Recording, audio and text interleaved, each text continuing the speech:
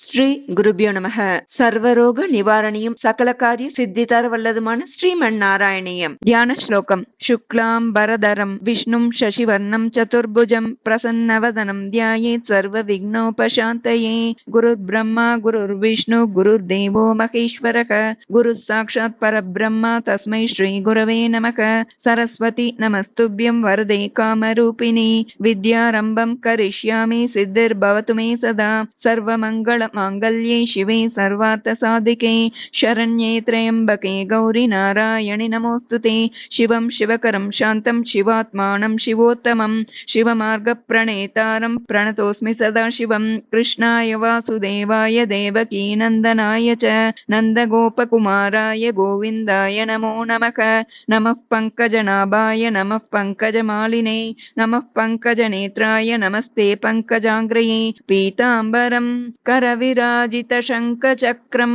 कौमोदकी सरसिजं करुणासमुद्रं राधासहायमतिसुन्दरमन्दहासं वातालयेशमनिशं हृदि भावयामि. नारायण नारायण नारायण नारायण नारायण नारायण नारायण नारायण नारायण नारायण नारायण नारायण नारायण नारायण नारायण नारायण. श्रीहरये नमः. गोपिका जीवनस्मरणं गोविन्द गोविन्द.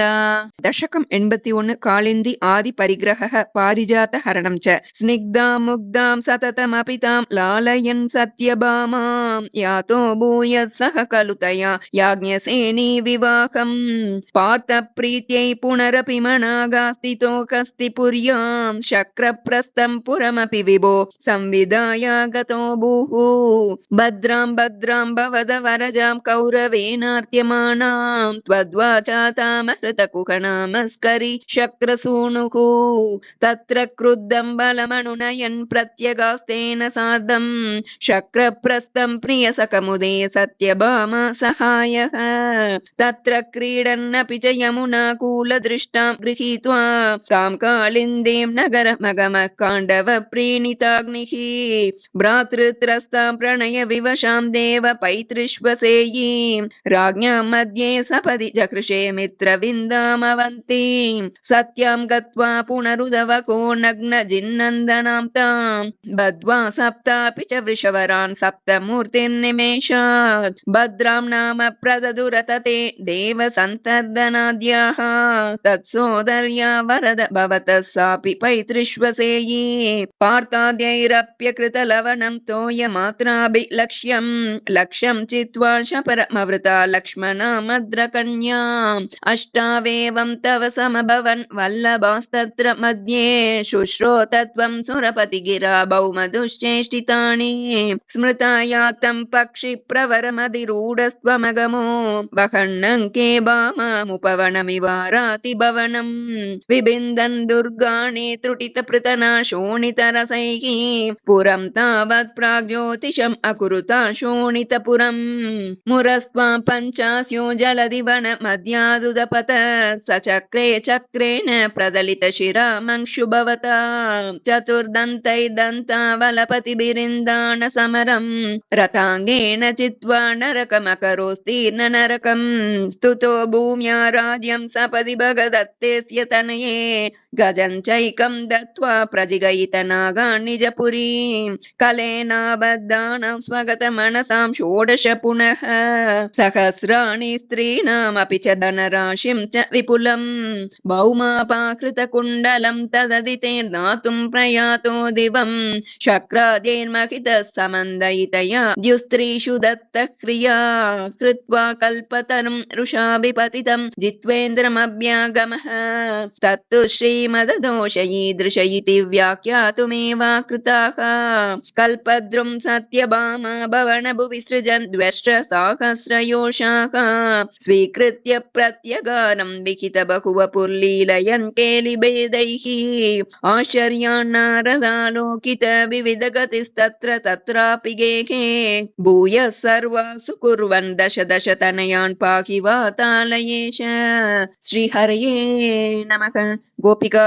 ஜீவனஸ்மரணம் கோவிந்த கோவிந்தா. தசகம் 82. பாண யுத்தம் நிருக மோக்ஷக ச. பாணாசுர யுத்தமும் நிருகனின் மோட்சமும். பிரத்யும்னோ ரௌக்மிணேய சகலு தவ கலாசம்பரேனாஹ்ருதஸ்தம் ஹத்வா ரத்யா சஹாப்தோ நிஜபுரமகரத் ருக்மி கன்யாச்ச தன்யாம் தத்புத்ரோ தானிருத்தோ குணநிதிரவகத் ரோச்சனாம் ருக்மி பௌத்ரீம் தத்ரோத்வாஹே गतस्त्वं न्यवधि मुसलिना रुक्म्यपेद्योत वैरात् बाणस्य सा बलिसुतस्य सहस्रबाहोर्माहेश्वरस्य मकिता दुःखिता किलोषा त्वत्पौत्रमेण मणिरुद्धमदृष्टपूर्वं स्वप्नेऽनुभूय भगवन् विरहातुराभूत् योगिन्यतीव कुशला खलु चित्रलेखा तस्या सखे विलिखति तरुणानशेषान् तत्रानिरुद्धमुषया विदितं निशायाम् आनेष्टयोगबलतो भवतो निकेतात् कन्यापुरे दयितया सुकमारमन्तं चैनं कथञ्चन बबन्धुषि शर्वबन्धौ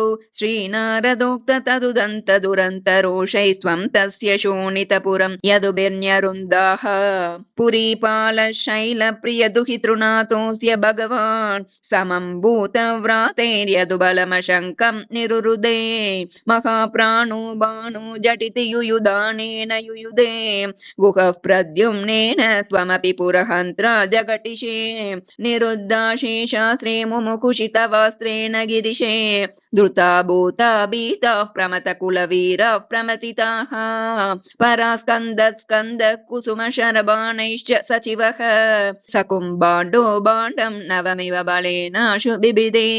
चापाणां पञ्चशत्या प्रसवमुपगते छिन्न चापेत बाणे व्यर्थे याते समेतो ज्वरपतिरशनैरज्वरित्वज्वरेण ज्ञानी स्तुत्वा तदत्वा तव चरितजुषां विज्वरं सज्वरोगात् प्रायोऽन्तर्ज्ञानवन्तोऽपि च बहुतमसा रौद्रचेष्टा हि रौद्राः बाणं नानायुधोग्रं पुनरभिपतितं दर्पदोषाद्वितन्वन् निर्लोणाशेषदोषं सपदि बुबुदुषा शङ्करेणोपगीतः तद्वाचा शिष्टबाहुद्वितयमुभयतो निर्भयं तत्प्रियं तं मुक्त्वा तद्दत्तमानो निजपुरमगमः सानिरुद्धः सघोषः मुहुस्तावच्चक्रं वरुणमजयो नन्दहरणे यमं बालानीतौ दवदहनपाणे अनिलसकं विधिं वत्सस्ते ये गिरिशमिह बाणस्य समरे विभो विश्वोत्कर्षी तदयमवतारो जयति ते द्विजरुषा कृकलास वपुर्धरं नृगनृपं त्रिदिवालयम् आपयन् निजजने द्विजभक्तिमनुत्तमाम् उपदिशन् पवनेश्वर पाहि माम् श्रीहरये नमः கோபிகா ஜீவனஸ்மரணம் கோவிந்த கோவிந்தா. தசகம் 83. பௌண்ட்ரக வதக விவித வதக ச. ராமேத கோகுலகதே பிரமதா பிரசக்தே ஹூதானுபேத யமுனா தமனே மதாந்தே ஸ்மைரம் சமாரமதி சேவக வாதமூடோ தூதம் ஞயுங்க்த தவ பௌண்ட்ரக வாசுதேவக நாராயணோஹமவதீர்ணைகாஸ்மி பூமௌ தத்சே கில த்வமபி மாமக லக்ஷணானி உத்ஸ்ருஜ்யதானி சரணம் व्रजमामिति त्वाम् दूतो जगाद सकलैर्हसितः सभायां दूते तयातवति यादव सैनिकस्त्वं यातो ददर्शित वपुः किल पौण्ड्रकीयं तापेन वक्षसि कृताङ्कमनल्पमूल्य श्रीकौस्तुभं मकरकुण्डलपीतचेलं कालायसं निज सुदर्शनमस्य तोस्य कालानलोत्करकिरेण सुदर्शनेन शीर्षं चकर्तितममर्दित चास्य सेनां तन्मित्रकाशिपशिरोऽपि चकर्त काश्यां जाल्येन बालकगिरापि किलाहमेव श्रीवासुदेव इति रूढमतिश्चिरं सख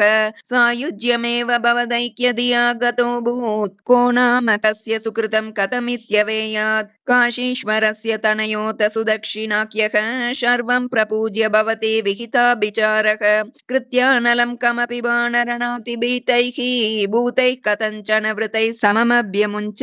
तालप्रमाणचरणामखिलं दहन्तीं कृत्यां विलोक्य चकितैः कथितोऽपि पौरैः द्यूतोत्सवे किमपि नो चलितो विभो त्वं पार्श्वस्थमाशु विससर्जितकालचक्रम् अभ्यापतत्यमितदाम्नि भवन्महास्त्रे हाहेति विद्रुतवती खलु घोरकृत्या रोषासु दक्षिणमदक्षिणचेष्टितं तं पुप्लोष चक्रमपि काशीपुरे मदाक्षीत् स खलु विविधो रक्षो गाते कृतोपकृतिः पुरा तव तु कलया मृत्युं प्राप्तुं तदा कलतां गतः नरकसचिवो देशक्लेशं सृजन्नगरान्तिके झटिति हलिना युध्यन्नद्दपपाततलाहतः साम्बं कौरव्यपुत्री हरणनियमितं सान्त्वनार्ति कुरूणां यातस्तद्वाक्यरोषो धृतकरिनगरो मोचयामास रामः ते गात्याः पाण्डवे येरिति यदुपृतनां नामुचस्त्वं तदानीं तं त्वां दुर्बोधलीलं पवनपुरपते तापशान्त्यै निषेवे श्रीहरे नमः கோபிகா ஜீவனஸ்மரணம் கோவிந்த கோவிந்தா. தசகம் 84. சமந்த பஞ்சக யாத்ரா பந்துமித்ராதி சமாகமஹ ச. சமந்த பஞ்சகத்திற்கு செல்லுதலும் உறவினர் நண்பர் முதலியவர்களோடு சேர்தலும். क्वचिदत तपनोपराग काले पुरिनिद दत्कृतवर्म कामसूनु यदुकुलमखिलावृतस्सुतीर्थं समुपगतोऽसि समन्त पञ्चकाक्यं बहुतर जनताहिताय तत्र त्वमपि पुनन्विनिमज्य तीर्थतोऽयं द्विजगण परिमुक्तवित्तराशिः सममिलता कुरु पाण्डवादिमित्रैः तव खलु दयिता जनैः समेता द्रुपदसुता त्वयि गाढभक्तिभारा तदुदित भवदाकृति प्रकारैरतिमुमृदे सममन्यभामिनीभिः तदनु च भगवन्निरीक्ष्य गोपान् अतिकुतुकादुपगम्य मानयित्वा चिरतरविरकातुराङ्गरेखाः पशुपवधू सरसं त्वमन्वयासीः सपदि च भवदीक्षणोत्सवेन प्रमुषितमानहृदां नितम्बिनीनाम् अतिरसपरिमुक्तकञ्चुलीके परिचय हृद्यतरे कुचेऽन्यलैषीः रिपुजनकलहैः पुनः पुनर्मे समुपगतैर्यति विलम्बनाभूत् इति कृतपरिरम्भणे त्वयि द्राक् अतिविवशा खलु राधिका निलिल्ये अपगत विरकव्यतास्तदाताकारकसि विदाय ददात तत्त्वबोधं परमसुखचिदात्मकोऽहमात्मेति उदयतु वस्फुटमेव चेतसीति सुकरस परिमिश्रितो वियोगक किमपि पुरा भवदुद्धवोपदेशैः समभवदमुतः परन्तु तासां परमसुखैक्यमयी भवद्विचिन्ता मुनिवर निवकैस्तवातपित्रा दुरितशमाय शुभानि पृज्यमाणैः त्वयि सति किमिदं शुभान्तरैरिति उरुहसि तैरपि याजितस्तदासौ सुमखति यजने वितायमाने प्रमुदितमित्रजने सहैव गोपाः यदुजनमहिता स्त्रीमासमात्र भवदनुशङ्कर सम्पुरेव बेजुः व्यपगम समये समेत्य राधां दृढमुपगूह्य निरीक्ष्य वीतकेदां प्रमुदित हृदयः पुरं प्रयातः पवनपुरेश्वर पाहि मां गदेभ्यः श्रीहरये नमः கோபிகா ஜீவனஸ்மரணம் கோவிந்த கோவிந்தா. தசகம் 85. ஜராசந்த வதக சிசுபால வதக ச. ஜராசந்தன் வதமும் சிசுபாலன் வதமும். ததோ மகத பூபிருதா சிரநிரோத சங்க்லேஷிதம் சதாஷ்டகயுதாயுத த்விதயமீஷ பூபிருதாம் அநாத சரணாயதே கமபி பூருஷம் பிராகிணோத் அயாச்சத சமாகத க்ஷபணமேவ கிம் பூயசா இயாசுரபிமாகதம் ததனு நாரதோதீரிதான் யுதிஷ்டிரமகோத்யமாத் உபயகார்ய பர்யாகுலக விருத்த ஜயினோத்வராத் உபய சித்திரித்யுத்தவே ஷஷம் சுஷினிஜை சமம் புரமியேத யௌதிஷ்டிரீம் अशेषदयितायुते त्वयि समागते धर्मजो विजित्य सहजैर्मखीं भवदपाङ्गसंवर्धितैः श्रियं निरुपमां वहन् अहह भक्तदासायितं भवन्तमयि मागधे प्रहितवान् स भीमार्जुनम् गिरिव्रजपुरं गतास्तदनु देवयूयं त्रयो यया च समरोत्सवं द्विजमिषेण तं मागधम् अपूर्णसुकृतं त्वमुं पवनजेन सङ्ग्रामयन् निरीक्ष्य सह जिष्णुना त्वमपि राजयुद्ध्वा स्थितः अशान्तसमरोद्धतं विटपपाटना संज्ञया निपात्य जरसस्सुतं पवनजेन निष्पाटितं विमुच्य नृपतीन्मुदा समनुगृह्य भक्तिं परां दिदेशितगतस्पृहान् अपि च धर्मगुप्त्यै भुवः प्रचक्रुषि युधिष्ठिरे तदनु राजसूयाद्वरं प्रसन्नभृतकी भवत् सकलराजकव्याकुलं त्वमप्ययि जगत्पते द्विजपदावने जादिकं चकर्त किमु कथ्यते नृपवरस्य भाग्योन्नतिः ततः सवनकर्मणि प्रवरमग्र्य पूजा विधिं विचार्य सखदेव वाग् अनुगतः स धर्मात्मजः व्यदत्त भवते मुदा सदसि विश्वभूतात्मने तदा ससुरमानुषं भुवनमेव तृप्तिं ददौ ततः सपदि चेदिपो मुनिनृपेषु तिष्ठत्स्वको सभाजयति को जडौ पशुपदुर्दुरूटं पटुम् इति त्वयि स दुर्वचो विततिमुद्वमन्नासनात् उदापददुदायुध समपतन्नमुं पाण्डवाः निवार्य निजपक्षगान् अभिमुखस्य विद्वेषिणः त्वमेव जगृषे शिरो धनुजधारिणा स्वारिणा जनुस्त्रितय लब्धया सततचिन्तया शुद्धधीः त्वया स परमेकताम् अधृतयोगिनां दुर्लभाम् ततः सुमखिते त्वया क्रतुवरे निरूढे जनो ययौ जयति धर्मजो जयति कृष्ण इत्यालपन् कलः स तु सुयोधनो दुतमनः सपत्नश्रिया मयार्पितसभामुखे स्थलजलभ्रमादभ्रमीत् तदा कसितमुत्थितं द्रुपदनन्दना भीमयोः अपाङ्गकलया विभो किमपि तावदुज्जृम्भयन् धराभरणिराकृतौ सपदि नाम बीजं वपन् जनार्दनमरुत्पुरी निलय पाहि मामामयात् श्रीहरये नमः गोपिका जीवनस्मरणं गोविन्द गोविन्द दशकम् 86 साल्वादि वदः भारत युद्धं च साल्वो भैष्मी विवाहे यदुबलविजितश्चन्द्रचूडाद्विमानम् विन्दन् सौभं समायी त्वयि वसति कुरुं त्वत्पुरीमभ्यभाक्षीत् प्रद्युम्नस्तं निरुन्धन् किल यदुभटैर्न्यग्रहीदुग्रवीर्यं तस्यामात्यं द्युमन्तं व्यजनि च समर 27 तावत् त्वं रामशाली त्वरितमुपगतः खण्डितप्राय सैन्यम् सौभेशं तं न्यरुन्दा स च किल गदया शार्ङ्गमभ्रंशयत्ते माया तातं व्यकिंसेदपि तव पुरतस्तत्त्वयापि क्षणार्धं नाज्ञायीत्याहुरेके तदिदमवमतं व्यासये वन्यषेदेत् क्षिप्त्वा सौभं गदाचूर्णितमुदकनिदौ मंशु साल्वेऽपि चक्रेण उत्कृत्ते दन्तवक्त्रः प्रसभमभिपतन् अभ्यमुञ्चद्गदां ते कौमोदक्या कतोऽसावपि सुकृत निदिश्चैद्यवत् प्रापदैक्यं सर्वेषामेष पूर्वं त्वयि धृतमनसा मोक्षणार्थोऽवतारः त्वय्यायाते तजाते किल कुरु सदसि द्यूतके संयतायाः क्रन्दन्त्यायाज्ञसेन्या सकरुणमकृता शैलमालामनन्ताम् अन्नान्तप्राप्त शर्वांशज मुनिचकित द्रौपदी चिन्तितोत प्राप्त शाकान्नमश्नन् मुनिगणमकृता तृप्तिमन्तं मनान्ते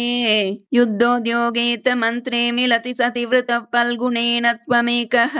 कौरव्ये दत्त सैन्यकरिपुरमगमु दौत्यकृत् पाण्डवार्तं भीष्मद्रोणादिमान्ये तव खलु वचने धिक्कृते कौरवेन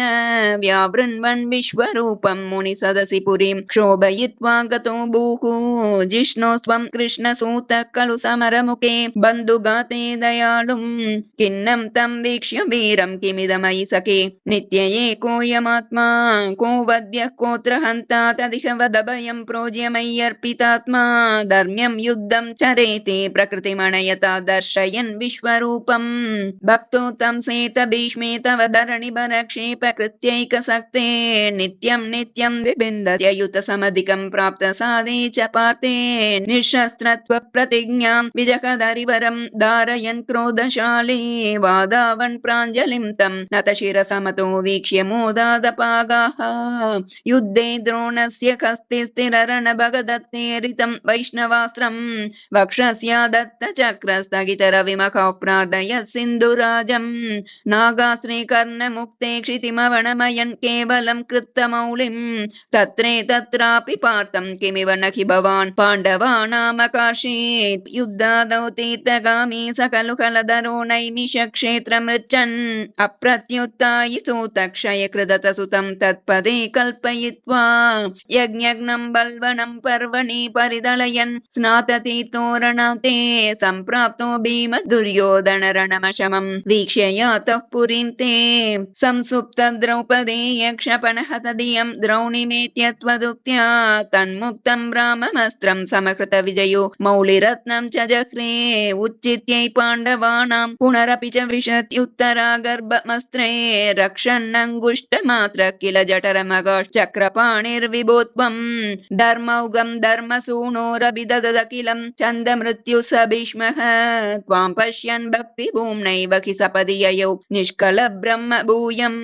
सम्याज्याताश्वमेधै श्रीभिरतिमखितै धर्मजं पूर्णकामम् सम्प्राप्तो द्वारकां त्वं पवनपुरपते पाहि मां सर्वरोगात् श्रीहरये नमः गोपिका जीवनस्मरणं गोविन्द गोविन्द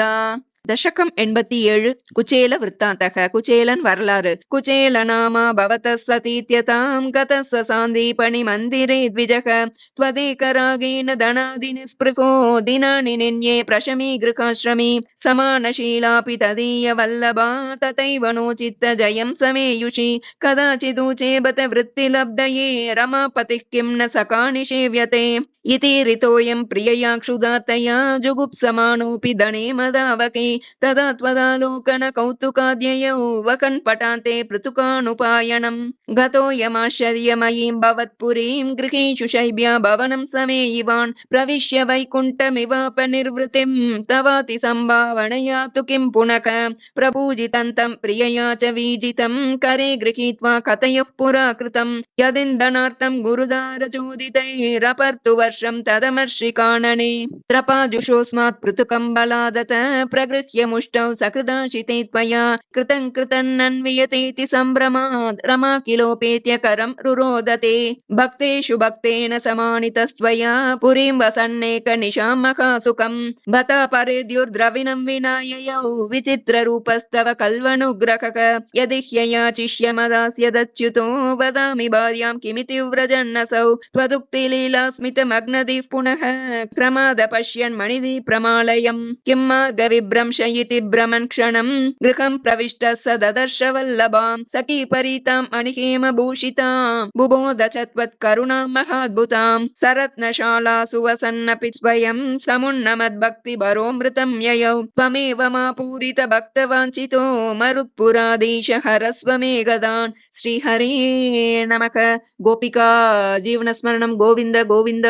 दशकम् 88 श्री सन्तान गोपालक श्री सन्तान गोपालन् वरलारु प्रागेवाचार्य पुत्रा कृति निशमनया स्वीय षट्सूनुवीक्षां काङ्क्षन्त्या मातुरुक्त्या सुतलभुवि बलिं प्राप्यते नाचितस्त्वं धातुशापादिरन्यान्वितकशिपो भवान् शौरिजान् कंसभग्नान् आनीयैनान् प्रदर्श्य स्वपदमनयता पूर्वपुत्रान् मरीचेः श्रुतदेव इति श्रुतं द्विजेन्द्रं बहुलाश्वं नृपतिं च भक्तिपूर्णं युगपत्वमनुग्रहीतु कामो मिथिलां प्रापित तापसैः समेतः गच्छन् विमूर्तिरुभयोर्युगपण्डिकेतम् एकेन भूरि विभवैर्विहितोपचारः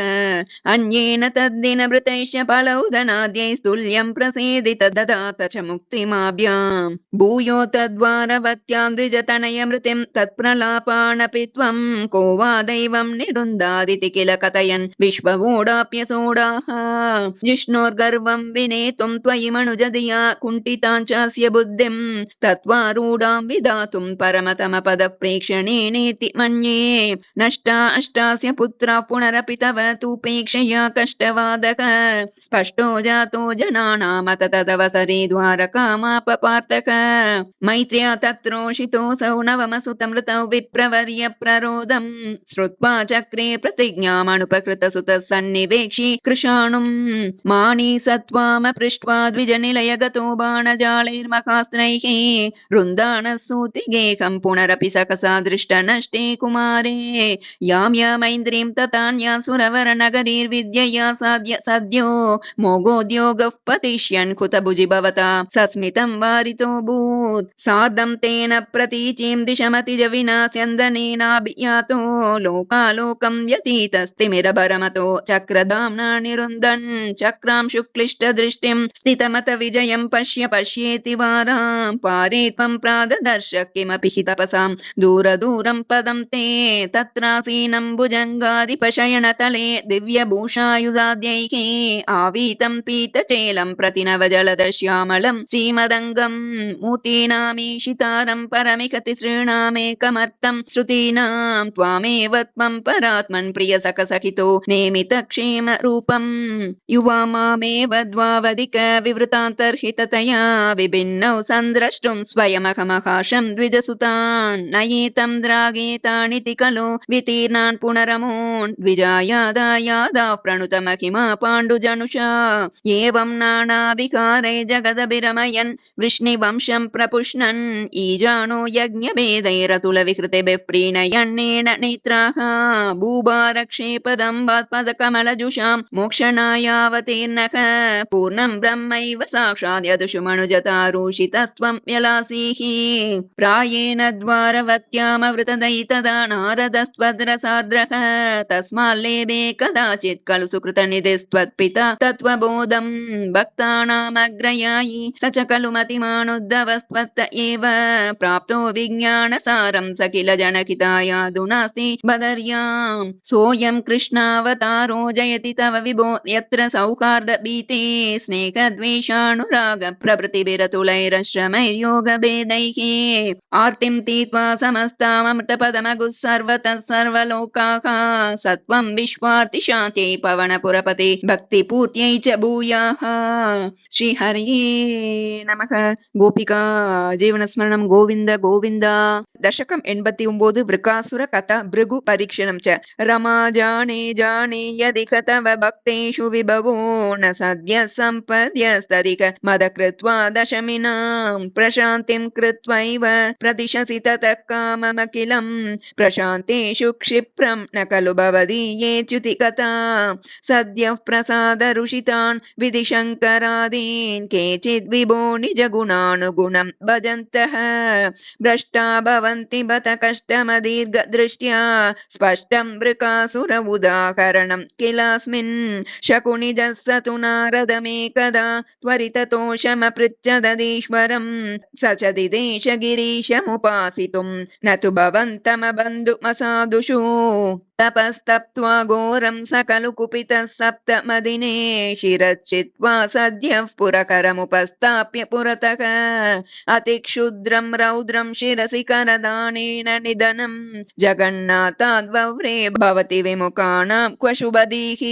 मोक्तारं बन्धमुक्तो हरिणपतिरिव प्राद्रवत्सोत रुद्रं दैत्याद्भीत्या स्म देवो दिशि दिशि वलते पृष्ठतो दत्तदृष्टिः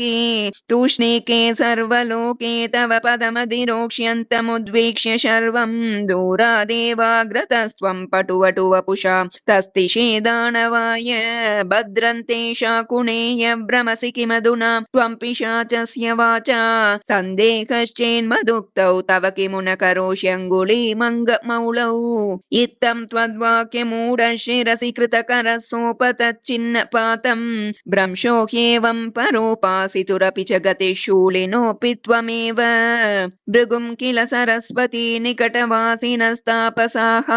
त्रिमूर्तिषु समादिशन् अधिकसत्त्वतां वेदितुम् अयं पुनरनादरादुदित रुद्धरोषे विदौ हरेऽपि च जिहिंसिषौ गिरिजया धृते त्वामगात् सुप्तं रमाङ्कभुवि पङ्कजलोचनं त्वां विप्रे विनिघ्नति पदेन मुदोतितस्त्वं सर्वं क्षमस्व मुनिवर्य भवेत् सदा मे त्वत्पादचिह्नमिह भूषणमित्यवादीः निश्चित्य ते च सुदृढं त्वयि बद्धभावाः सारस्वता मुनिवरादधिरे विमोक्षं त्वामेवमच्युत पुनश्च्युतिदोषहीनं सत्वोचयैकतनुमेव वयं भजामः जगत्सृष्ट्यादौ त्वां निगमनिवकैर्वन्दिभिरिव स्तुतं विष्णो सच्चित् परमरसनिर्द्वैत वपुषं परात्मानं भूमन् पशुपवनिता भाग्यनिवहं परितापश्रान्त्यैर्पवनपुरवासिन् परिभजे श्रीहरिये नमः गोपिका जीवनस्मरणं गोविन्द गोविन्द दशकं 90 विष्णुमहत्व स्थापनं विष्णुविन् महत्वं भृगभृगुमुनिमोहिन्नम्बरीशादिवृत्तेषु अयि तव हि महत्वं सर्वशर्वादिजैत्रं स्थितमिह परमात्मन्निष्कलार्वागभिन्नं किमपि यदवभातं तद्विरूपं तवैव मूर्तित्रयेश्वर सदाशिव पञ्चकं यत् प्राहुः परात्मवपुरेव सदाशिवोऽस्मिन् तत्रेश्वरस्तु स वैकुण्ठपदस्त्वमेव त्रित्वं पुनर्भजसि सत्यपदे त्रिभागे तत्रापि सात्विकतनुं तव विष्णुमाहुः दाता तु सत्त्वविरलो रजसैव पूर्णः सत्त्वोत्कटत्वमपि चास्ति तमो विकार त्वन्निष्ठादिकं च तव शङ्करनाम्नि मूर्तौ तञ्च त्रिमूर्त्यतिगतं परपूरुषं त्वां सर्वात्मनापि खलु सर्वमयत्वहेतोः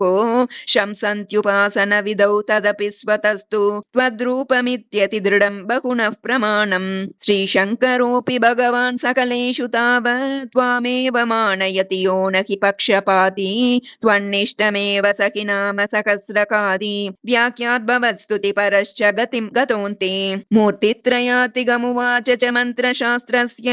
आदौ कलाय सुषमं सकलेश्वरं त्वां ध्यानं च निष्कलमसौ प्रणवे खलु त्वामेव तत्र सकलं निजगाद नान्यम् समस्तसारे च पुराणसङ्ग्रहे विसंशयं त्वन्महिमैव वर्ण्यते त्रिमूर्तियुक्सत्यपदत्रिभागतः परं पदन्ते कथितं न शूलिनः यद्ब्राह्मकल्पमिह भागवतद्वितीयस्कन्धोदितं वपुरणावृतमीशदात्रे तस्यैव नाम हरिशर्वमुखं जगाद श्रीमाधवः शिवपरोऽपि पुराणसारे ये स्वप्रकृत्यनुगुणा गिरिशं भजन्ते तेषां फलं हि दृढयैव तदीय भक्त्या व्यासो हि तेन कृतवानधिकारिहेतोः स्कन्दादिकेषु तव हानिवचोर्तवादैः भूतात्कीर्तिरनुवादविरुद्धवादौ त्रेदार्थवादगतयः खलु रोचनार्ताः स्कन्दादिकेषु बहवोऽत्र विरुद्धवादास्त्वत्तामसत्त्वपरिभूत्युपशिक्षणाद्याः यत्किञ्चिदव्यविदुषापि विभो मयोक्तम् तन्मन्त्रशास्त्रवचनाद्यपि दृष्टमेव व्यासोक्तिसारमय भागवतोपगीत क्लेशान् विधूय कुरु भक्तिभरं परात्मन् श्रीहरये नमः गोपिका जीवनस्मरणं गोविन्द गोविन्द दशकं 91 பக்தி மகத்துவம் பக்தியின் பெருமை ஸ்ரீகிருஷ்ண त्वत्पदोपासनमभयतमं बद्धमित्यार्थ दृष्टेः मत्यस्यार्थस्य मन्ये व्यपसरति भयं येन सर्वात्मनैव यत्तावत् त्वत्प्रणीतानि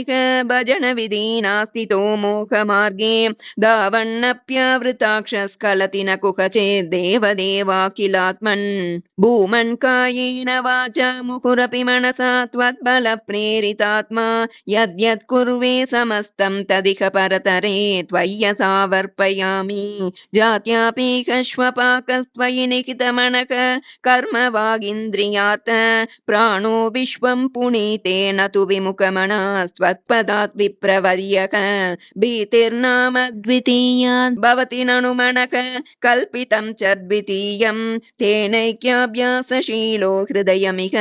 यथा शक्ति बुद्ध्या निरुन्द्यां माया विद्येतु तस्मिन् पुनरपि न तथा भाति मायादिनाथं तं त्वां भक्त्या महत्या सततमनुभजन्नीश भीतिं विजह्यां भक्तेरुत्पत्तिवृद्धि तव चरणजुषां सङ्गमेनैव पुंसाम् आसाद्ये पुण्यभाजां श्रियैव जगति श्रीमतां सङ्गमेन तत्सङ्गो देव भूयान् मम खलु सततं तन्मुखादुन्मिषद्भिः त्वन्माहात्म्यप्रकारैर्भवति च सुदृढा भक्तिरुद्धूत पापा श्रेयो मार्गेषु भक्तावधिक बहुमतिर्जन्म कर्माणि भूयो गायन् क्षेमाणि नामानि अपि तदुभयतः प्रद्रुतं प्रद्रुतात्मा उद्यद्दासः कदाचित् कुकचिदपि रुदन् क्वापि गर्जन् प्रगायन् उन्मादीव प्रनृत्यन्नयि कुरु करुणां लोकबाह्यश्चरेयम् भूतान्येतानि भूतात्मकमपि सकलं पक्षिमत्स्यान् मृगादीन् मर्त्य मित्राणि शत्रूनपि अमितमते स्वन्मयान्यानमानि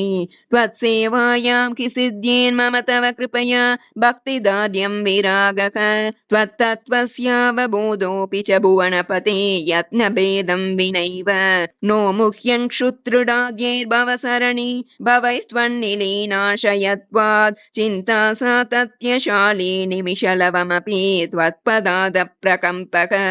इष्टानिष्टेषु सर्वेषु तुष्टिव्यसनविरहितो मायिकत्वावबोधात् ज्योत्स्नाभिस्त्वन्नकेन्दोरधिकशिशिरितेन आत्मना सञ्चरेयम् भूतेष्वेषु त्वदैक्यस्मृतिसमधिगतौ नाधिकारोऽधुना चेत् त्वत्प्रेम त्वत्कमैत्री जडमतिषु कृपाद्वित्सु भूयादुपेक्षा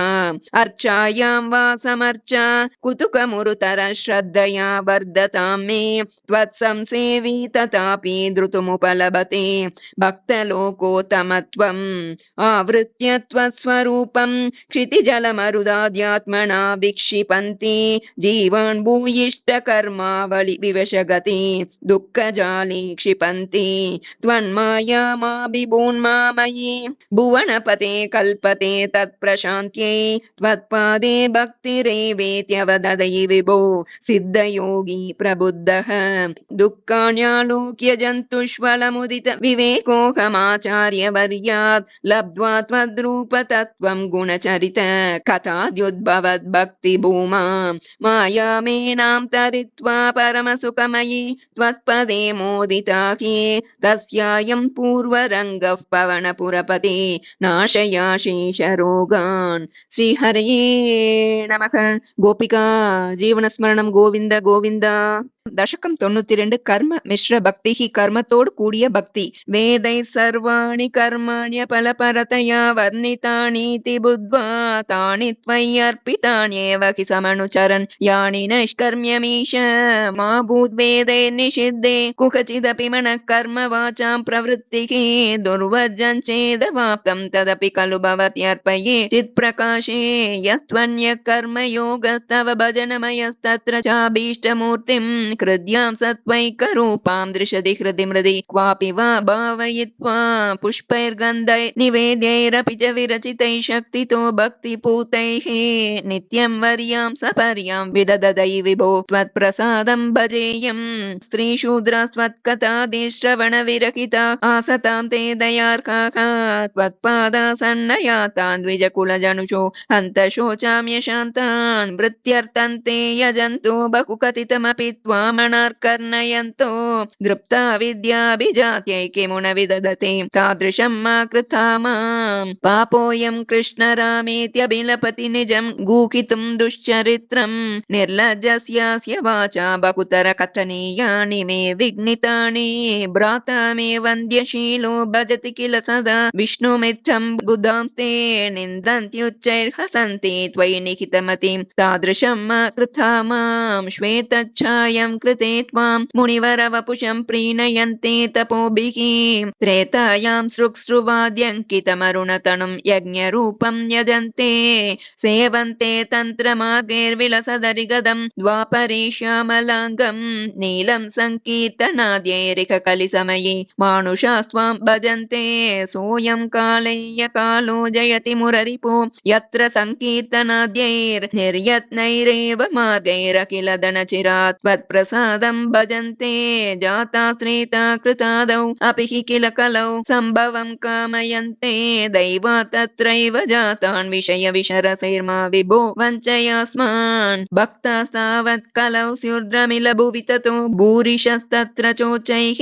कावेरीं ताम्रपर्णे मणु किल कृतमालाञ्च पुण्यां प्रतीचीं हा मामप्येतदन्तर्भवमपि च विभो किञ्चिदञ्चद्रसं त्वयि आशापाशैर्निबध्य भ्रमयण भगवन् पूरयत्वन्निषेवां दृष्ट्वा धर्मद्रुकं तं कलिमपकरुणं प्राङ्मकीक्षित् परीक्षेत् हन्तुं व्याकृष्ट खड्गोऽपि न विनिहितवान् सारवेदी गुणांशात् त्वत्सेवाद्याशु सिद्ध्येद सदिघन तथा त्वत्परे चैष भीरुः यत्तु प्रागेव रोगादिभिरपहरते तत्र हा शिक्षयैनं गङ्गा गीता च गायत्र्यपि च तुलसिका गोपिका चन्दनं तत् सालग्रामादिपूजा परपुरुष तथैकादशी नाम वर्णाः एतान्यष्टाप्ययत्नान्यै कलिसमये त्वत्प्रसाद प्रवृद्ध्या क्षिप्रं मुक्तिप्रदानेत्यभिदधो ऋषयस्तेषु मां सज्जयेथाः देवर्षीणां पितॄणामपि न पुनर्णे किङ्करो वास भूमन् योऽसौ सर्वात्मना त्वां शरणमुपगतः सर्वकृत्यानि हित्वा तस्योत्पन्नं विकर्माप्यखिलमपनुदस्येव एव चित्तस्थितस्त्वं तन्मे पापोत्ततापान् पवनपुरपतेरुन्दे भक्तिं प्रणीयाः श्रीहरये नमः गोपिका जीवनस्मरणं गोविन्द गोविन्द दशकं 93 चतुर्विंशतिः गुरवः 24 गुरुक्कळ् बन्धुस्नेहं विजह्यां तव हि करुणया त्वय्युपावेशितात्मा सर्वं त्यक्त्वा चरेयं सकलमपि जगद्वीक्ष्य मायाविलासं नानात्वाद् भ्रान्तिजन्या सति खलु गुणदोषावबोधे विधिर्वा व्यासेदो वा कथं तौ त्वयि निखितमतेर्वीतवैषम्यबुद्धेः क्षुतृष्णालोपमात्रे सततकृतधियो जन्तवः सन्त्यनन्ताः तेभ्यो विज्ञानवत्वात् पुरुष इह वरस्तज्जनिर्दुर्लभैव तत्राप्यात्मात्मनः स्यात् सुहृदपि च रिपुर्यस्त्वयि न्यस्तचेताः तापोचित्तेरुपायं स्मरति सखि सुकृत् स्वात्मवैरी ततोऽन्यः त्वत्कारुण्ये प्रवृत्ते कैव न हि गुरुर्लोकवृत्तेऽपि भूमन् सर्वाक्रान्तापि भूमिर्न हि चलति ततः सत्क्षमां शिक्षयेयम् गृह्णीयामीश तत्तद्विषयपरिचयेऽप्यप्रसक्तिं समीरात् व्याप्तत्वञ्चात्मनो मे गगनगुरुवशात् भातु निर्लेपता च स्वच्छस्यां पावनोऽहं मधुर उदकवद्वह्निवन्मास्म गृह्णां सर्वाण्येनोऽपि दोषं तरुषु तमिव मां सर्वभूतेष्ववीयां पुष्टिर्नष्टिः कलानां शशिनैव तनोनात्मनोऽस्तीति विद्यां तोया दिव्यस्तमार्ताण्डवदपि च तनुष्वेकतां त्वत्प्रसादात् स्नेहाद्व्यादास्तपुत्रप्रणयमृतकपोतायितो मास्म भुवं प्राप्तं प्राश्नन् सहेय क्षुदमपि शयुवत् सिन्धु वत्स्यामगाधः मापप्तं योषिदादौ शिखिनिशलभवत् भृङ्गवत्सारभागी भूयासं किन्तु तद्वद्दनचयन वशान्माहमीश प्रणेशं मा बध्यासं तरुण्या गजैव वशयानाद्ययेयं धनौगं हर्तान्यस्तं हि माध्वी हरैव मृगवन्मा मुखं ग्राम्यगीतैः नात्या सज्जेय भोज्ये जशैव बडिशे पिङ्गलावन्निराशः सुप्यां भर्तव्ययोगात् कुररैव विभो सामिशोऽन्यैर्न हन्यै वर्तेयत्यक्तमानः सुखमतिशिशुवन्निस्सखायश्चरेयं कन्याया एकशेषो वलयैव विभो वर्जितान्योन्यघोषः त्वच्चित्तो नावबुद्ध्यै परमिषु कृति वक्ष्मा बृदायान घोषं गेहेष्वन्यप्रणीतेष्वहिरिव निवसान्युन्दुरोर्मन्दिरेषु त्वय्येव त्वत्कृतं त्वं क्षपयसि जगदिद्यूर्णनाभात् प्रतीयां त्वच्चिन्ता त्वत्स्वरूपं कुरुत इति दृढं शिक्षये पेशकारात् विड्भस्मात्मा च देहो भवति गुरुवरो यो विवेकं विरक्तिं दत्ते सञ्चिन्त्यमाणो मम तु बहुरुजा पीडितोऽयं विशेषात् हि मे देहमोहं त्यज पवनपुराधीश यत्प्रेम हेतोः गेहे वित्ते कलत्रादिषु च विवशितास्मत्पदं विस्मरन्ति सोऽयं वह्नेषु नो वा परमिह परतः साम्प्रतं चाक्षिकर्ण त्वग्जिह्वाद्या विकर्षन्त्यवशमतयितः कोऽपि न त्वत्पदाब्जे दुर्वारो देहमोहो यदि पुनरधुना तर्हि निःशेषरोगान् कृत्वा भक्तिं दृढिष्टां कुरु तव पदपङ्केरुके पङ्कजाक्ष नूनं नाना भवन्ते समधिगतममुं मुक्तिदं विप्रदेहं क्षुद्रेहाहन्त मामाक्षिप विषयरसे पाहि मां मारुतेश श्रीहरिये नमः गोपिका जीवनस्मरणं गोविन्द गोविन्द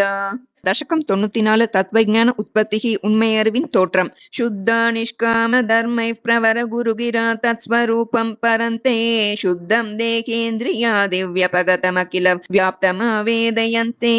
नानात्वस्तौल्यकाश्यादितो गुणजवपुः सङ्गतोऽध्यासितन्ते वर्णे दारुप्रभेदेष्विव मखदनुता दीप्तता शान्ततादि आचार्याख्याधरस्तारणि समनुमिलच्चिष्य रूपोत्तरारणि आवेदोद्भासितेन स्फुटतर परिबोधाग्निना दह्यमाने कर्माली वासना तत्कृत तनुभुवन भ्रान्ति कान्तारपूरे दाह्या भावेन विद्याशिखिनि च विरते त्वन्मयी कल्ववस्था एवं त्वत्प्राप्तितोऽन्यो न हि खलु निखिल क्लेशहानेरुपायो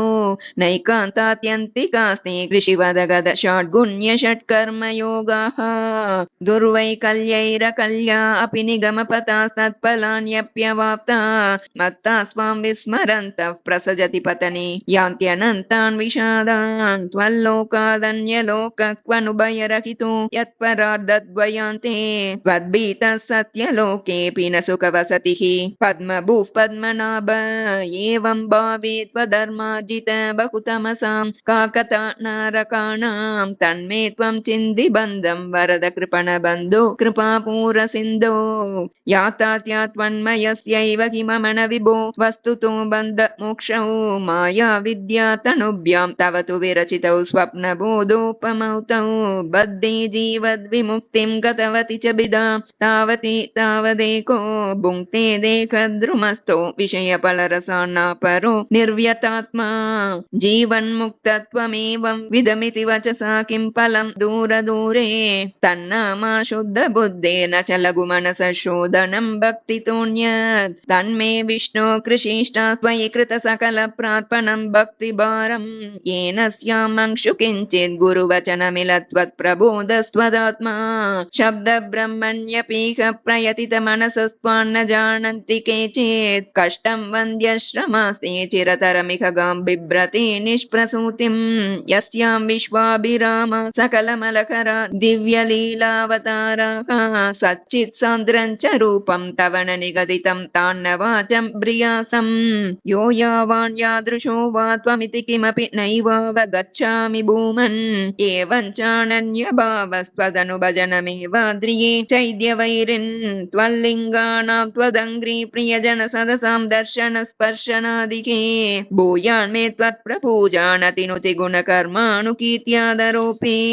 यद्यल्लभ्येत तत्तव समुपकृतं देवदासोऽस्मि तेऽहं त्वद्गेहोन्मार्जनाद्यं भवतु मम मुहुर्कर्म निर्मायमेव सूर्याग्निब्राह्मणात्मादिषु लसितचतुर्बाहुमाराधये त्वां त्वत्प्रेमार्द्रत्वरूपो मम सततमभिष्यन्दतां भक्तियोगः ऐक्यन्ते दानहोमव्रतनियमतपःसाङ्ख्ययोगैर्दुरापं त्वत्सङ्गेनैव गोप्यः किल सुकृतितमः प्रापुरानन्दसान्द्रं भक्तेष्वन्येषु भूयस्वपि बहुमनुषे भक्तिमेव त्वमासां तन्मे त्वद्भक्तिमेव दृढय हरगदान् कृष्णवातालयेश श्रीहरये नमः गोपिका जीवनस्मरणं गोविन्द गोविन्द दशकं 95 ध्यानयोगः आदौ हैरण्यगर्भितनुमविकल जीवात्मिकामास्थितस्त्वं जीवत्वं प्राप्य माया गुणगणखचितो वर्तसे विश्वयोने तत्रोद्वृद्धेन सत्त्वेन तु गुणयुगलं भक्तिभावं गतेन चित्वा सत्त्वं च हित्वा पुनरनुपहितो वर्तिता हि त्वमेव सत्त्वोन्मेषात् कदाचित् खलु विषयरसे दोषबोधेऽपि भूमन् भूयोषेषु प्रवृत्ते सतमसि रजसि प्रोदते दुर्निवारा चित्तं तावद्गुणाशग्रथितमिहमितस्तानि सर्वाणि रोद्धुं तुर्ये त्वय्येक भक्तिः शरणमिति भवान् हंसरूपी न्यगादीत् सन्ति श्रेयांसि भूयांस्यपि रुचिभिदया कर्मिणां निर्मितानि क्षुद्रानन्दाश्च शान्ता बहुविधगतयः कृष्णतेभ्यो भवेयुः त्वञ्चाचक्यात सख्येन नुमखिततमां श्रेयसां भक्तिमेकां त्वद्भक्त्यानन्दतुल्यः खलु विषयजुषां सम्मदकेन वा स्यात् त्वद्भक्त्या तुष्टबुद्धे सुखमिह चरतो विच्युताशस्य चाशाखा सर्वास्युः सौख्यमय्यः सलिलकुहरगस्येव तोयैकमय्यः सोऽयं कल्विन्द्रिलोकं कमलजभवनं योगसिद्धिं शकृद्याः नाकाङ्क्षत्येतदास्तां स्वयमनुपतिते मोक्षसौख्येऽप्यनीकः त्वद्भक्तो बाध्यमानोऽपि च विषयरसैरिन्द्रिया शान्तिहेतोः भक्त्यैवाक्रम्यमाणैः पुनरपि खलु तैः दुर्बलैर्नाभिजय्यः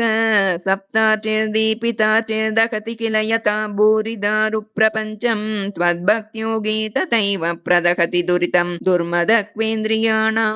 चित्ताद्रिभावमुच्चैर्वपुषि च पुलकं हर्षबाष्पं च हित्वा चित्तं शुद्ध्येत् कथं वा किमु बहु तपसा विद्यया वीतभक्तेः त्वद्गाता स्वादसिद्धाञ्जन सततमरे मृज्यमाणोऽयमात्मा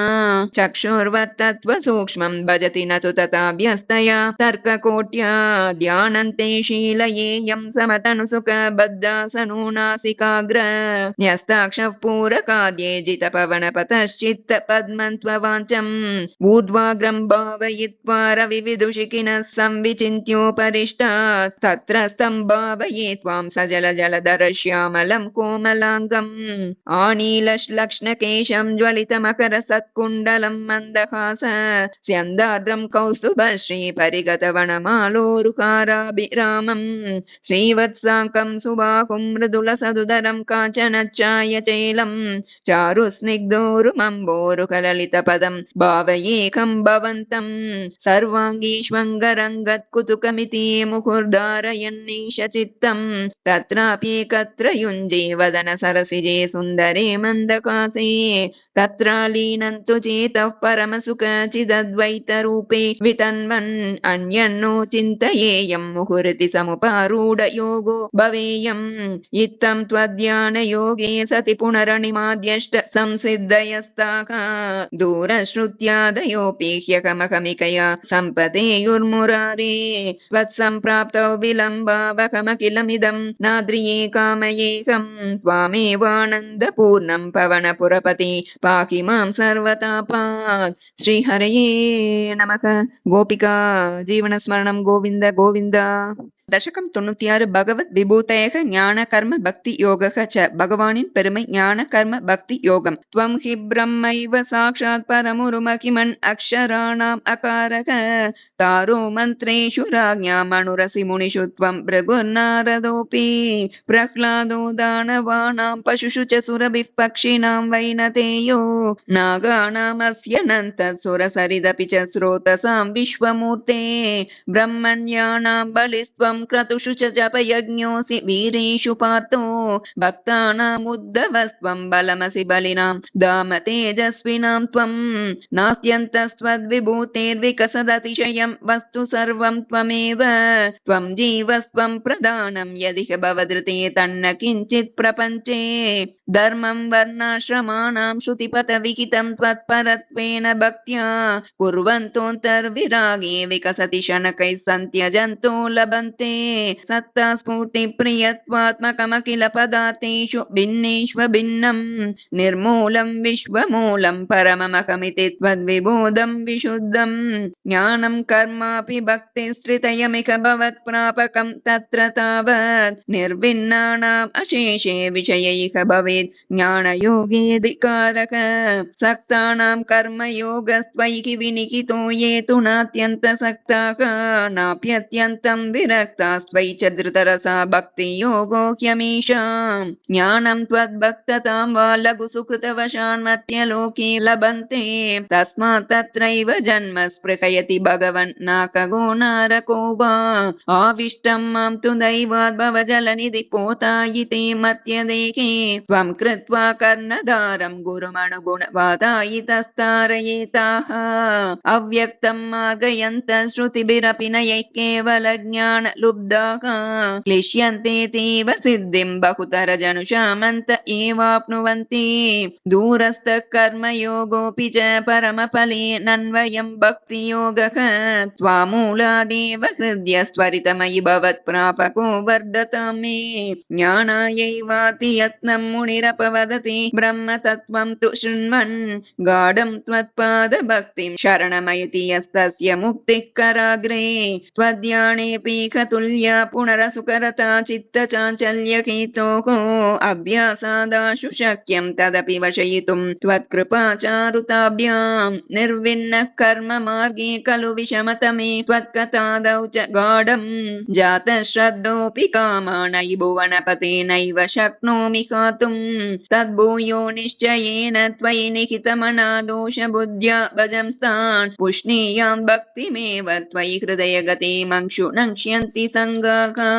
कश्चित् क्लेशाजितार्थक्षय विमलमतिर्नुद्यमानो जनौघैः प्रागेवं प्राह विप्रो न खलु मम जनः कालकर्मग्रहा वा चेतो मे दुःखहेतुस्तधिक गुणगणं भावयत् सर्वकारी इत्युक्त्वा शान्तो गतस्त्वा मम च कुरु विभो तादृशीं चित्तशान्तिम्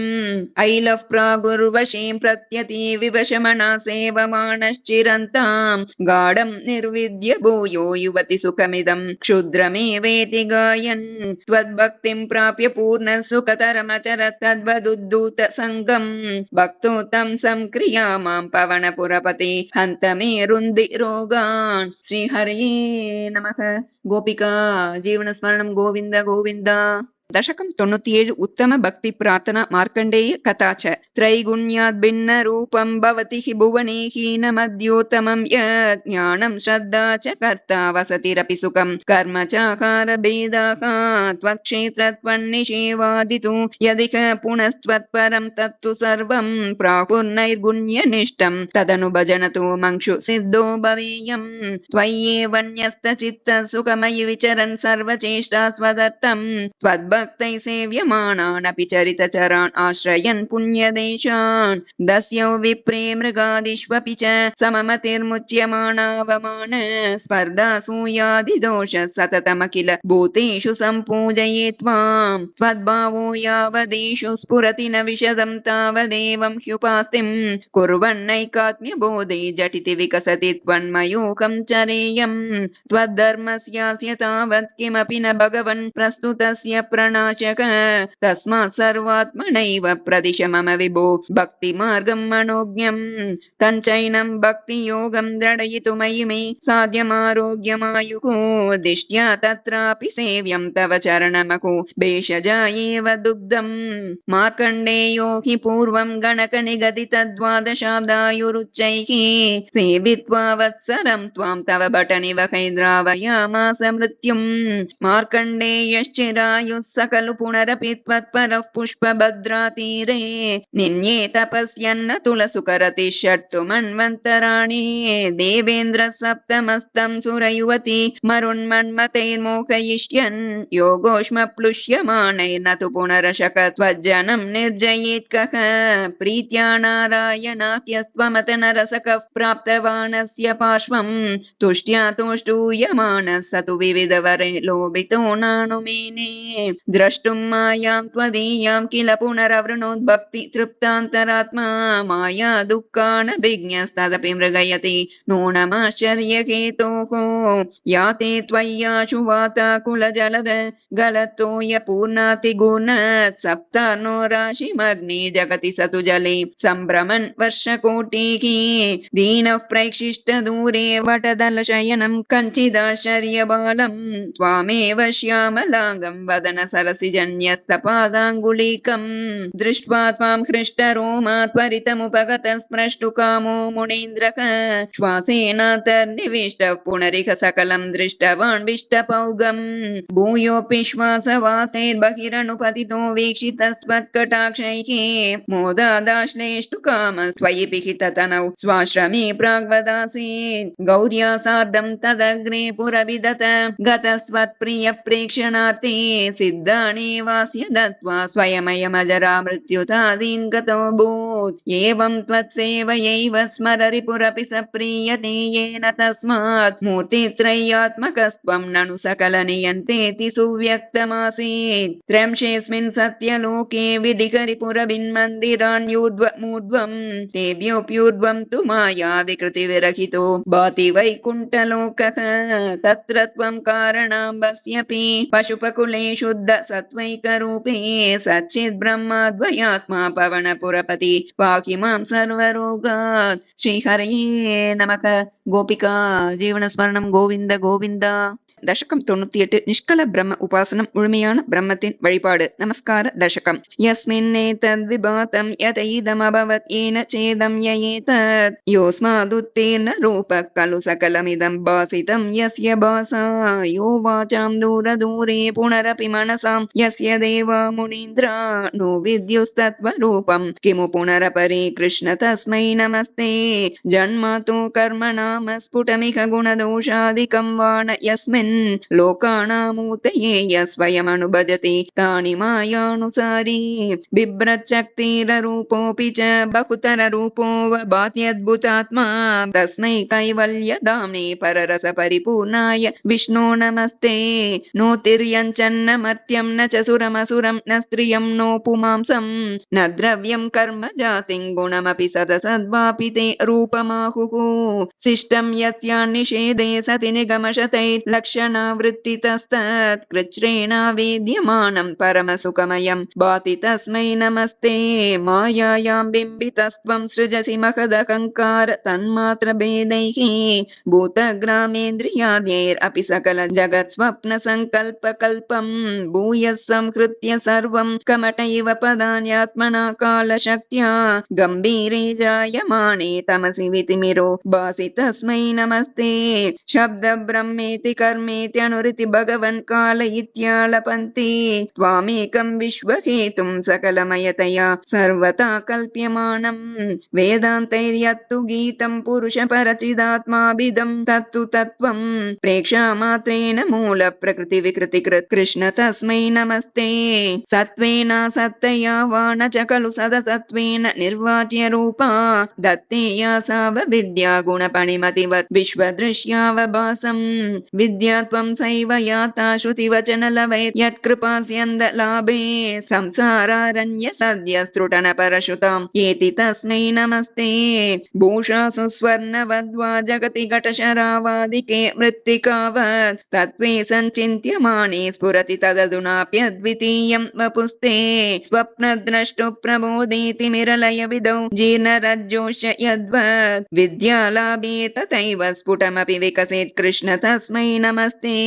यद्भीत्योदेति सूर्यो दहति च दकनो वाति वायुस्तथान्ये यद्भीतौ पद्मजाद्यौ पुनरुचितबलीनाकरन्तेऽनुकालम् येनैवारोपितः प्राङ्निजपदमपि ते ह्यावितारश्च पश्चात् तस्मै विश्वं नियन्त्रे वयमपि भवते कृष्ण कुर्मः प्रणामम् त्रैलोक्यं भावयन्तं त्रिगुणमयमिदं त्र्यक्षरस्यैकवाच्यं त्रीशानामैक्यरूपं त्रिभिरपि निगमैर्गीयमानस्वरूपं तिस्रोऽवस्थाविदन्तं त्रियुगजनिजुषं त्रिक्रमाक्रान्तविश्वं त्रैकाल्ये भेदहीनं त्रिभिरकमनिशं योगभेदै भजेत् मां सत्यं शुद्धं विबुद्धं जयति तव वपुर्नित्यमुक्तं निरीकं निर्द्वन्द्वं निर्विकारं निखिल गुणगणव्यञ्जनाधारभूतं निर्मूलं निर्मलं तन्निरवधिमहिमोल्लासि निर्लीनमन्तक निस्सङ्गानां मुनीनां निरुपम परमानन्दसान्द्रप्रकाशं दुर्वारं द्वादशारं त्रिशतपरिमिलषष्टि पर्वाभिवीतं सम्भ्राम्यत् क्रूरवेगं क्षणमनुजगदाचिद्य सन्धावमानं चक्रन्ते कालरूपं व्यतयतु नतु मां त्वत्पदैकावलम्बं विष्णु कारुण्य सिन्धो पवनपुरपति पाहि सर्वामयौगात् श्रीहरये नमः गोपिका जीवनस्मरणं गोविन्द गोविन्द दशकं 99 वेदस्तुतिः विष्णोर्वीर्याणि को वा कथयतु धरणे कश्चरेणून्मिमीते यस्यैवाङ्घ्रित्रयेण त्रिजगदभिमितं मोदते पूर्णसम्पत् योऽसौ विश्वानि दत्ते प्रियमिक परमन्दाम तस्याभियायां तद्भक्ता यत्र माद्यन्त्यमृतरसमरन्दस्य यत्र प्रवाहः आद्याय शेषकर्त्रे प्रतिनिमिष नवीनाय भर्त्रे विभूतेः भक्तात्मा विष्णवे यः प्रदिशति विरादीनि यज्ञार्चनादौ कृष्णाद्यं जन्म यो वा मकदिह मकतो वर्णयेत् सोऽयमेव प्रीतः पूर्णो यशोभिस्त्वरितमभिसरेत् प्राप्यमन्ते पदन्ते हे स्तोतारः कवीन्द्रास्तमिह खलु यतां चेतयद्वे तथैव व्यक्तं वेदस्य सारं प्रणुवत जननोपात लीलाकथाभिः जानन्तश्चास्य नामान्यखिल सुखकराणीति सङ्कीर्तयद्वं हे विष्णो कीर्तनाद्यैस्तव खलु मकतस्तत्त्वबोधं भजेयं विष्णो कर्माणि सम्पश्यत मनसि सदा यैः स धर्मान् बध्नात् यानि जितेन्द्रस्यैष भृत्यः प्रियसखैव च व्यातनोत्क्षेमकारी वीक्षन्ते योगसिद्धौ परमपदमनिशम् यस्य सम्यक् प्रकाशम् विप्रेन्द्र जागरूका कृतबहुनुतयो यच्च निर्भासयन्ते नो जातो जायमानोऽपि च समधिगतस्त्वन्महिं नोऽवसानम् देवश्रेयांसि विद्वान् प्रतिमुहुरपि ते नाम शंसामि विष्णो तं त्वां संस्तौमि नानाविदनुति वचनैरस्य लोकत्रयस्यापि ऊर्ध्वं विभ्राजमाणे विरचितवसतिं तत्र वैकुण्ठलोके आपसृष्ट्यादिजन्यौ प्रथममयि विभो गर्भदेशे ददुस्त्वां यत्र त्वय्येव जीवा जलशयनकरी सङ्गता ऐक्यमापन् तस्याजस्य प्रभोते विनिहितमभवत् पद्ममेकं हि नाभौ दिक्पत्रं यत्किलाहु कनकधरणिभृत् कर्णिकं लोकरूपम् हे लोका विष्णुरेतद्भुवनमजनयत्तन्न जानीत यूयम् युष्माकं ह्यन्तरस्थं किमपि तदपरं विद्यते विष्णुरूपम् नीकारप्रख्यमाया परिवृतमनसो मोहितानामरूपैः प्राणप्रीत्यैकतृप्ता शरतमकपराहन्तने च मुकुन्दे मूर्नामक्ष्णां पदानां वहसि खलु सहस्राणि सम्पूर्य विश्वम् तत्प्रोत्क्रम्यापि तिष्ठन् परिमितविवरे भासि चित्तान्तरेऽपि भूतं भव्यं च सर्वं परपुरुष भवान् किञ्च देहीन्द्रियादिषु आविष्टोऽप्युद्गतत्वात् अमृतसुखरसं चानुभुङ्क्षि त्वमेव यत्तु त्रैलोक्यरूपं दददपि च ततो निर्गतोऽनन्तशुद्ध ज्ञानात्मा वर्तसे त्वं तव खलु महिमा सोऽपितावान् किमन्यत् स्तोकस्ते भागये वा किल भुवनतया दृश्यते त्र्यंशकल्पम् भूयिष्ठं सान्द्रमोदात्मकमुपरि ततो भाति तस्मै नमस्ते अव्यक्तं ते स्वरूपं दुरधिगमतमं तत्तु शुद्धैकसत्त्वं व्यक्तं चाप्येतदेव स्फुटममृतरसाम्बोधि कल्लोलतुल्यम् सर्वोत्कृष्टामभीष्टां तदिह गुणरसेनैव चित्तं हरन्ते मूर्तिं ते संश्रयेऽहं पवनपुरपते पाहि मां सर्वरोगात् मूर्तिं ते संश्रयेऽहं पवनपुरपते पाहि मां सर्वरोगात् मूर्तिं ते संश्रयेऽहं पवनपुरपते पाहि मां सर्वरोगात् श्रीहरये नमः गोपिका जीवनस्मरणं गोविन्द गोविन्द दशकं 100 केशादि पाद वर्णनं திருமுடி முதல் திருவடி வரை வர்ணித்தல் அக்ரே பஷ்யாமி தேஜோ நிபிடதர கலாயாவலீலோபநீயம் பீயூஷா प्लावितोकं तदनु तदुदरे दिव्यकैशोरवेशं तारुण्यारम्भ रम्यं परमसुख रसास्वाद रोमाञ्चिताङ्गैः आवीतं नारदाद्यैर्विलसदुपनिषत् सुन्दरी मण्डलैश्च नीलाभं कुञ्चिताग्रं गणममलतरं संयतं चारुभङ्ग्या रत्नोत्तं साभिरामं वलयितमुदयच्चन्द्रकैः पिञ्चजालैः मन्दारस्रङ्निवीतं तव पृथुकबरीभारमालोकयेऽहं स्निग्धश्वेतोर्वपुण्ड्रामपि च सुललितां पालबालेन्दुवीतीं हृद्यं पूर्णानुकम्पानव मृदुलहरी चञ्चलभ्रुविलासैः आनीलस्निग्धपक्ष्मावलिपरिलसितं नेत्रयुग्मं विभोते सान्द्रचायं विशालारुण कमलदलाकारमामुग्धतारं कारुण्यालोकलीला शिशिरितभुवनं क्षिप्यतां मय्यनाथे उत्तुङ्गोल्लासिना संहरिमणिमुकुरप्रोल्लसद्गण्डपाले व्यालोलत्कर्णपाशाञ्चितमकरमणिकुण्डलद्वन्द्वदीप्रम् उन्मीलद्दन्तपङ्क्तिस्फुरदरुणतरच्चाय बिम्बाधरातः प्रीतिप्रस्यन्ति मन्दस्मितमधुरतरं वक्त्रमुद्भासतां मे बाहुद्वन्द्वेन रत्नोज्ज्वल वलयभृता शोणपाणिप्रवाले नोपातां वेणुनालीं प्रसृतनकमयूकाङ्गुली सङ्गशारां कृत्वा वक्त्रारविन्दे सुमधुरविकसन् रागमुद्भाव्यमाणैः शब्दब्रह्मामृतैः स्वं शिशिरितभुवनैः सिञ्च मे कर्णवीते उत्सर्पत्कौस्तुभश्री ततिभिररुणितं कोमलं कण्ठदेशं वक्षश्रीवत्सरम्यं तरलतरसमुद्दीप्रकारप्रताणं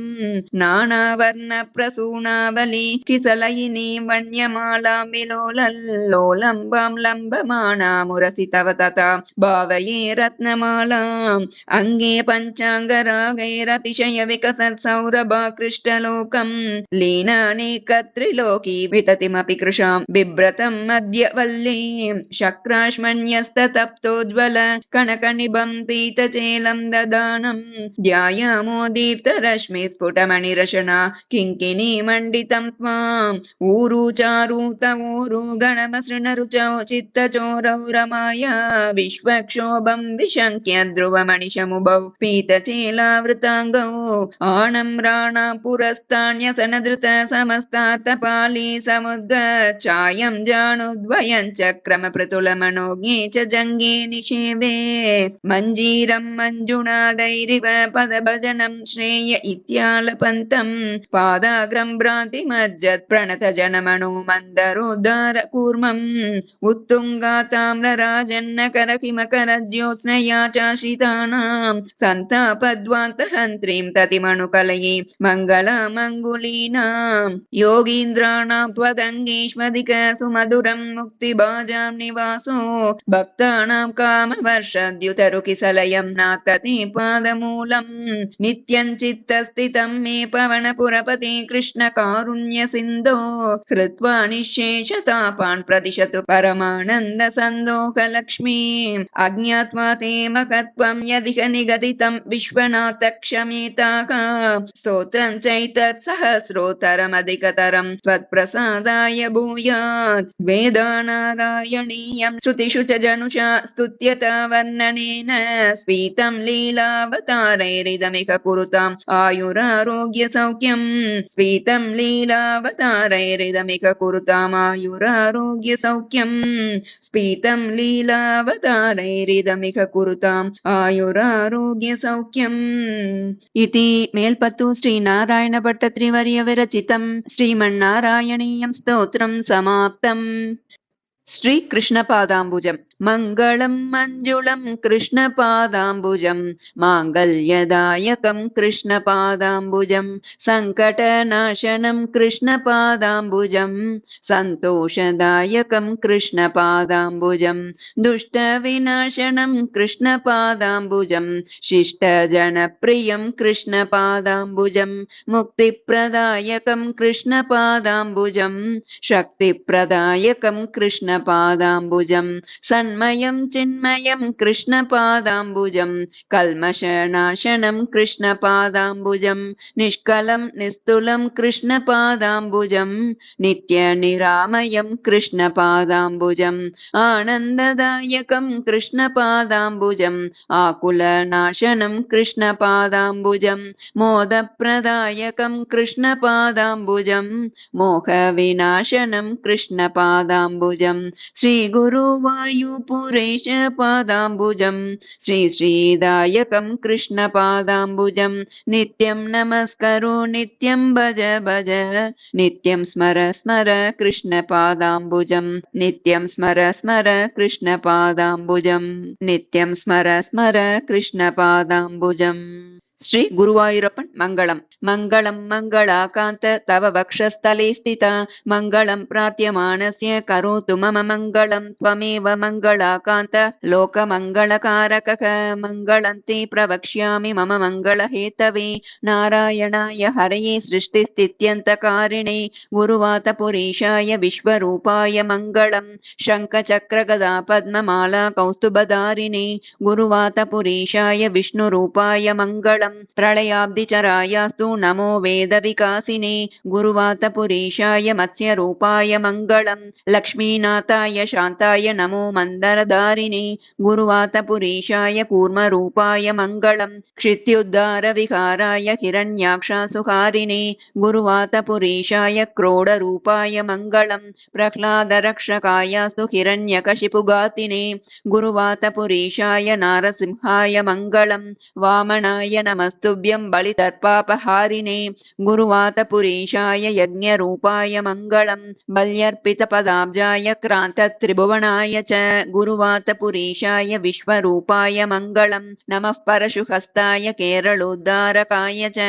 गुरुवातपुरीशाय भार्गवायाद्य मङ्गलम् नमः कोदण्डहस्ताय दशग्रीवातकाय च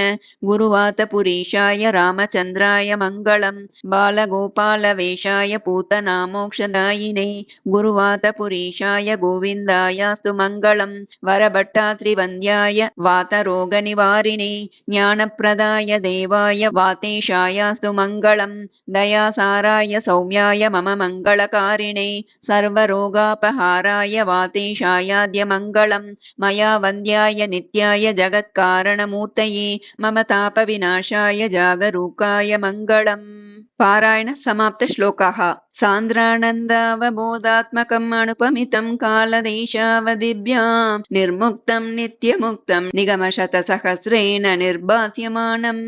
अस्पष्टं दृष्टमात्रे पुनरुरुपुरुषार्थात्मकं ब्रह्मतत्त्वं तत्तावद्भाति साक्षात् गुरुपवनपुरी हन्तभाग्यं जनानां स्वस्ति प्रजाभ्यः परिपालयन्तां न्यायेन मार्गेण महीं महीषाः गोब्राह्मणेभ्यः शुभमस्तु नित्यं लोकाः समस्ताः सुखिनो भवन्तु यदक्षरपदभ्रष्टं मात्राहीनं यद्भवेत् तत्सर्वं क्षम्यतां देव नारायण नमोऽस्तु ते विसर्गबिन्दुमात्राणि पदपादाक्षराणि च न्यूनानि चातिरिक्तानि क्षमस्व पुरुषोत्तम अन्यथा शरणं नास्ति त्वमेव शरणं मम तस्मात् कारुण्यभावेन रक्ष रक्ष जनार्दन कायेन वाचा मनसेन्द्रियैर्वा बुद्ध्यात्मना वा प्रकृते स्वभावात् करोमि यद्यत् सकलं परस्मै नारायणायेति समर्पयामि हरे राम राम राम हरे हरे हरे कृष्ण कृष्ण कृष्ण हरे हरे हरे राम राम राम हरे हरे हरे कृष्ण कृष्ण कृष्ण हरे हरे हरे राम राम हरे हरे हरे कृष्ण कृष्ण कृष्ण हरे हरे नारायण नारायण नारायण नारायण नारायण नारायण नारायण नारायण नारायण नारायण नारायण नारायण नारायण नारायण नारायण नारायण नारायणीय आरती जय जगदीश हरे कृष्ण जय जगदीश हरे जय गुरुमारुत मंदिरनाथ जय गुरुमारुत मंदिरनाथ जय जगदीश हरे कृष्ण जय जगदीश हरे किङ्किणि पदकमला कृष्ण कङ्कण करयुगला कुङ्कुम पङ्किल वक्षस्थलवर कुङ्कुम पङ्किल वक्षस्थलवर कुवलय दळ नीला कृष्ण जय जगदीश हरे दधि नवनीतकर कृष्ण तरुणी चित्तकर दयया पालय दामोदर हर दयया पालय दामोदर हर तुलसी दामदर कृष्ण जय जगदीश हरे गोवर्धन धरण कृष्ण गोपी जन रमण कोमल पल्लव सुंदर चरण कोमल पल्लव सुंदर चरण कोकिल मधुवचन कृष्ण जय जगदीश हरे नंद कुमार हरे कृष्ण नारद गीत गुण नारायण वर भट्ट तिरिकृत नारायण वर भट्ट तिरिकृत स्तुतिवर शुभ फलदा कृष्ण जय जगदीश हरे पूंताण भक्त प्रिया कृष्ण वृंदावन रसिका प्रेमिक भावुक मंडल पूजित प्रेमिक भावुक मंडल पूजित पाद सरोज युगा कृष्ण जय जगदीश हरे कृष्ण जय जगदीश हरे कृष्ण जय जगदीश हरे।